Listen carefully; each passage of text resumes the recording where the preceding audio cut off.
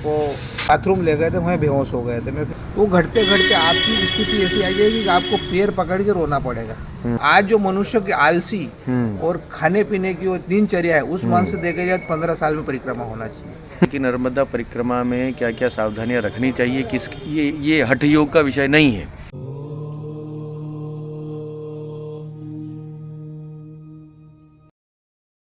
अमोघ शक्ति देखने वाले सभी दर्शकों को पंडित अखिलेश उदय जी का प्रणाम।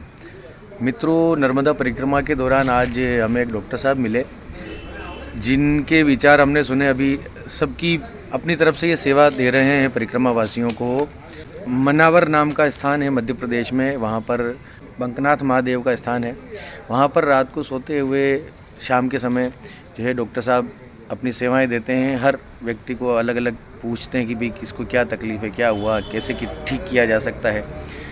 मेरी बातें महत्वपूर्ण नहीं है, महत्वपूर्ण इनकी बातें हैं। इसलिए मैंने इनसे निवेदन किया है कि एक छोटा सा एक सूक्ष्म इंटरव्यू हमें ज़रूर दें, ताकि मेरी ऑडियंस को ये पता चले कि नर्मदा परिक्रमा में क्या क्या सावधानियां रखनी चाहिए। किस ये हठ योग का विषय नहीं है ना। जो जैसे हम आपस में बातें कर रहे थे मैं और दद्दू, लगभग वही बातें आपने कहीं जो मुझे।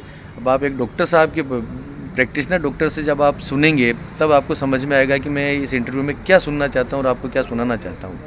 सुनिएगा। तो डॉक्टर साहब, सबसे पहले आपका बहुत बहुत स्वागत है। अमोघ शक्ति हमारे चैनल का नाम है। आपका नाम बताएं सबसे पहले। मेरा नाम है डॉक्टर मनोज पाटीदार। मैं बंकनाथ मंदिर सदाव्रत समिति व बड़ी समिति जो बोलते हैं जी, ट्रस्ट, उसका सचिव भी हूँ और सदाव्रत का संचालक भी हूँ। और यहाँ मैं अपनी सेवा अपने अनुसार देता हूँ, जो मैया एक आदेश करती है कि निमित्त भक्त से क्या चाहते हैं, इसी प्रकार से मैं सेवा के लिए हमेशा तत्पर रहता हूँ। और यहाँ भी परिक्रमावासी जो 12 माह आते हैं, उनकी भोजन, आवास और निवास जो समिति के एक संचालित दानदाता द्वारा चल रही है, उसका हम संचालन करते हैं। और इसी परिक्षेत्र में जी, नर्मदा परिक्रमा का जो मार्ग है, उस मार्ग से पैदल यात्री भी आते हैं, मोटरसाइकिल वाले भी आते हैं, और अन्य साधन जैसे कार गाड़ी है, बस है, और किसी के पीछे बैठ के भी चलते हैं, बसों में भी चलते हैं। माता की अगाध श्रद्धा है पूरे भारत में, पूरे विश्व में, क्योंकि जन्मों जन्मांतर में इस भारत भूमि या मृत्यु लोक में केवल एक ही नर्मदा का ही नाम, जिसे रेवा कहते हैं, जो पैदल की परिक्रमा का महत्व है, जिसमें 3 साल 3 महीने और 13 दिन जी, जिसमें 3 चतुर्मास है, परिवार से दूर रहते हैं और ब्रह्मचर्य और अपने अहम को छोड़कर भिक्षावृत्ति भी मांगकर, पुरातन समय में नर्मदा पुराण में जो वर्णन है कि जो समय और शास्त्र जो कहता है, उसमें मैया आनंद से परिक्रमा का कहती है। भाई हम अगर जैसे कोई परिक्रमावासी हमारे यहाँ तो प्रतिदिन आते हैं, अधिकतर लोग उस मार्ग से मेरे मन से दिखता है कि वो तकलीफें और कष्ट झेलते हैं, और भाव से ये कहते हैं कि हम परिक्रमा कर रहे हैं, बड़ी अच्छी बात है, मगर उसमें एक आधुनिक और एक पौराणिक चीज़ों का समन्वय अगर हो जाए तो सभी को लाभ हो। जी, थोड़ा सा मुझे इस बारे में बताइए कि आपने बोला कि शारीरिक कष्ट भोगते हैं, तो ये इसको थोड़ा सा बताइए कि ये आपने क्यों कहा। जैसे पुराने समय में जो हमारे शास्त्र नर्मदा पुराण में लिखा हुआ कि इतना अमुक अमुक समय, उस समय इतनी साधन नहीं थे, मगर शारीरिक कष्ट का नहीं होता था, मगर व्यक्ति उस समय भी मजबूत होते थे। तो उस समय 3 साल 13 महीने, और आज जो मनुष्य की आलसी और खाने पीने की वो दिनचर्या है, उस मान से देखे जाए 15 साल में परिक्रमा होना चाहिए, क्योंकि 3 किलोमीटर भी नहीं चले तो तकलीफ है। सही बात है। और पहले क्या है कि खेती में काम करते थे, आधुनिकता से दूर थे। एक व्यक्ति 40 को पाल सकता था तो मेहनत करता था, 4 आदमी को पालने के लिए परिवार नहीं चल पाता। उस अनुसार तो परिक्रमा अभी जो कर रहे हैं वो थोड़ा विपरीत दिशा से ही चल रही है, मगर अगाध अच्छी श्रद्धा है। अभी हम भी देख रहे हैं भारतवर्ष में धर्म उत्थान हुआ है। मतलब हमारे राम राज्य की परिकल्पना हम 500 वर्षों में अयोध्या जी को देखा है, उसमें मैं स्वयं भी उस आयु से गुजर चुका जब हमने कार सेवा देखी थी। मगर बहुत से जो विरले लोग हैं जिन्होंने त्याग और तपस्या करी, वो देख नहीं पाए। हम तो एक भगवान की कई कृपा हुई है, नारायण की कोई कृपा है कि हम उस धर्म के ध्वज को आज फहराते भी देख रहे हो और नर्मदा क्षेत्र में भी हम उसका अनुभव कर रहे हैं। मैं स्वयं इस मंदिर में सेवा देते देते 2009 से हमारे परदादा करते हैं, उस समय से हमने भोजन और समग्र सामग्री देते थे, उसको आज हम पक्की रसोई बोलते हैं, जिसमें बना के खिलाते हैं। उस स्थान में आने के लिए हम इस मंदिर के प्रांगण से कभी बाहर मांगने नहीं गए। एक ही बार जब हमारा उद्देश्य था, हम नगर में घूमे थे कि परिक्रमा वासियों के लिए, उस स्थिति में आज हम सभी को भोजन प्राप्त कर रहे हैं। मगर कष्ट ये होता है कि बहुत से लोग घुटनों से, पैरों की पंजों से या रीढ़ की हड्डी से परेशान रहते हैं। तो उनसे मेरा एक अनुभव कहता है, जैसे राजस्थान में ऊँट वाले रहते हैं, चारागाह वाले, वो 30-40 किलोमीटर भी चलते हैं और उनकी दिनचर्या के अनुसार वो अगर 40-50 भी चलते उनको कुछ नहीं होता, क्योंकि उनका प्रतिदिन का काम है। वो अपने मूल जन्म स्थान से यहाँ आए, जैसे मध्य प्रदेश में भी घूमते हैं, राजस्थान में भेड़े वगैरह बकरियां लेके भेड़े बकरे चराते हैं, तो उनको कुछ नहीं होता। उसी अगर तरमिया देखा जाए तो हमारा भी दिनचर्या, जो पूरे 99% जो लोग परिक्रमावासी चल रहे हैं, कम मेहनत वाले हैं, उनसे चले नहीं जाता। इससे मांसपेशियों में खिंचाव होता है, बहुत सी पानी का बदलाव होता है। नर्मदा मैया से का पानी पीते हैं, खाना भी खाते हैं। तो जैसे जैसे हम जिस भूमि में जन्म लिया उससे दूर होते हैं, तो कहते हैं कि 4 कोस पे वाणी बदल जाती है और 10 कोस पे पानी बदलता है। तो उस हिसाब से रोग भी लगते हैं, पर आनंद उसी में जो शास्त्र कहता है। शास्त्र अनुसार अगर हम चलेंगे तो परिक्रमा सुगम होगी। मैं यूं नहीं कह रहा हूँ कि आप कष्ट भोग के करो, मैया कहती नहीं कष्ट करो, आप तो आनंद से मेरी यात्रा करो। मतलब ये है कि 30-30, 40-40 किलोमीटर खींचने का नहीं है, जो चलते हैं ना, उतनी हम हमारे शरीर में अनुभव नहीं है उस चीज। फिर दर्द होता है, लोग आपसे पेन किलर मांगते हैं, लोग आपसे। अच्छा, पेन किलर खाने से क्या होता है कि आपका जो दर्द है वो तो बंद हो जाएगा, मगर आप उस चीज के लिए और बढ़ावा दे रहे हैं। क्योंकि आज 10 किलोमीटर चले तो तकलीफ हुई, तो कल 12 चलोगे, तो घटते घटते आपकी स्थिति ऐसी आ जाएगी कि आपको पैर पकड़ के रोना पड़ेगा।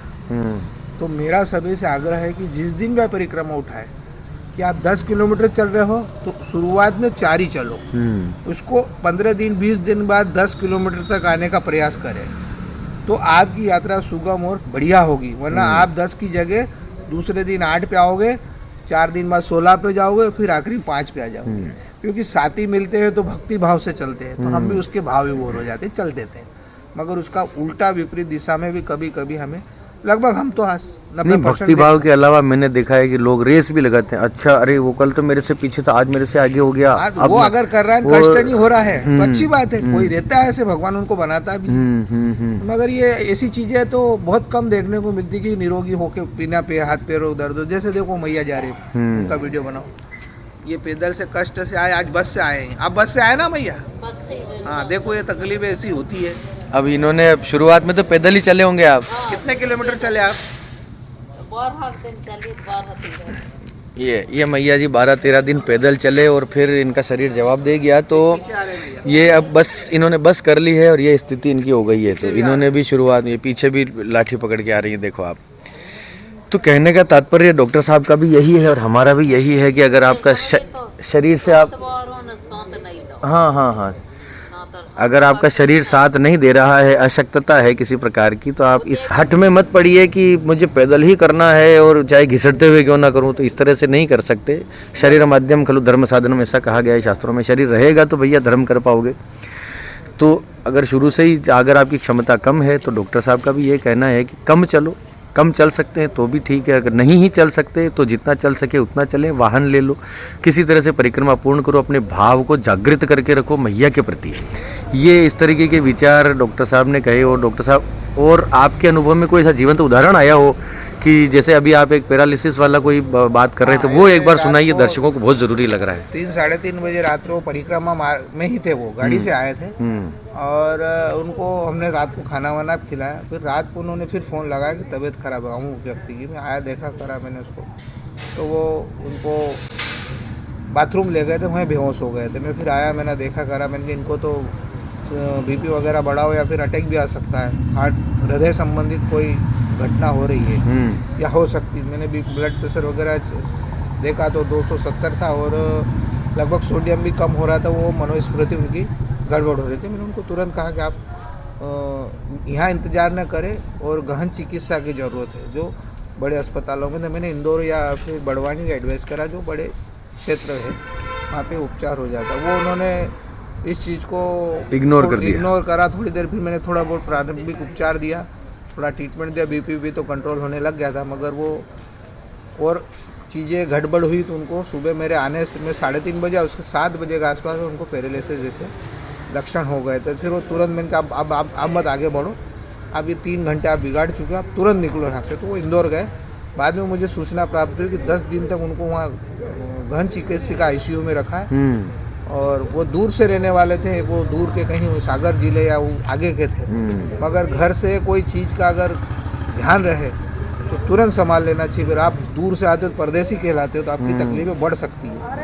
अनजान जगह पे ज़्यादा परेशानी बढ़ जाती है। हमारा एक ही सब जगह भगवान का विराजमान जरूरी है, मगर कुछ चीज़ें हमारा विवेक भी काम करना चाहिए। बरोबर, मैं भी यही बात मतलब दर्शकों को समझाना चाहता था, इसलिए मैंने जो है आपका ये इंटरव्यू लिया। प्रभु, कुल मिला के बात ये है कि मैया का भक्तिभाव बहुत अच्छी बात है, रखिए। मैया सबका ध्यान रखती है, लेकिन कोई माँ ये नहीं चाहेगी कि उसका बेटा इतनी तकलीफ देखे इस हठ में। जी देखो करे तकलीफ बता रहे हैं, पैदल चलने वाले हैं ये भी। हाँ, अब देखो, हठ योग में नहीं पढ़ना है, सहजता से कीजिए, जितना हो सके उतना कीजिए। वो व्यक्ति ने अगर बात सुनी होती तो उनको पैरालिसिस का अटैक नहीं आता।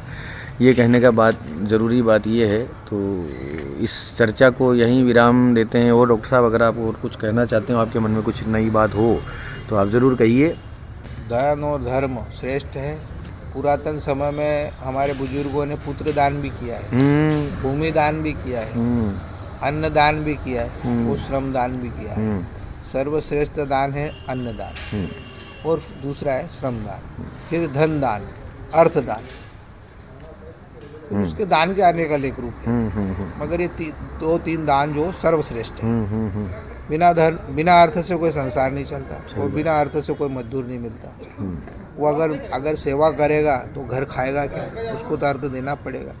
हमारे जो सेवा क्षेत्र है हमारे यहाँ, हमको भी पैसा लगता है, हम भी चलाते हैं। 50 लोग 60 लोगों का भोजन कैसा मिला, हम चाहते हैं कि हमारे यहाँ नगर से कोई भूखा न जाए। ये अगर भूखा रहता है या भूखा सोता है तो हमारे एक नगर के ऊपर ऋण है, जो कर्ज बढ़ेगा। तो हम चाहते हैं कि हमारे गांव में कोई भूखा ना सोए, खासकर नर्मदा परिक्रमा और इस मंदिर क्षेत्र में अन्न उसके पेट में जाए, और धन्य धान्य से भूमि सबको खुश रखे। यही मेरी शुभ संदेश है। और भगवान से भी कामना है कि धर्म की ध्वजा अनेक रूप में रहे, उसमें एक मैं भी रहूं जहां धर्म को संजोए रखूं, और प्रेरणा मिले वो और अच्छा करने का प्रयास करें। बहुत अद्भुत डॉक्टर साहब, बहुत बहुत धन्यवाद। चलिए, इसी के साथ ये चर्चा ही समापन करते हैं। अगर कोई यहाँ से भूखा जाता है तो ये हमारे नगर पे ऋण होगा। ये पंचलाइन आप याद रखिएगा, अपने जीवन में अपनाइएगा। चलिए, साधु न भूखा जाए, मैं भी भूखा ना रहूं। धन्यवाद, बहुत बहुत धन्यवाद।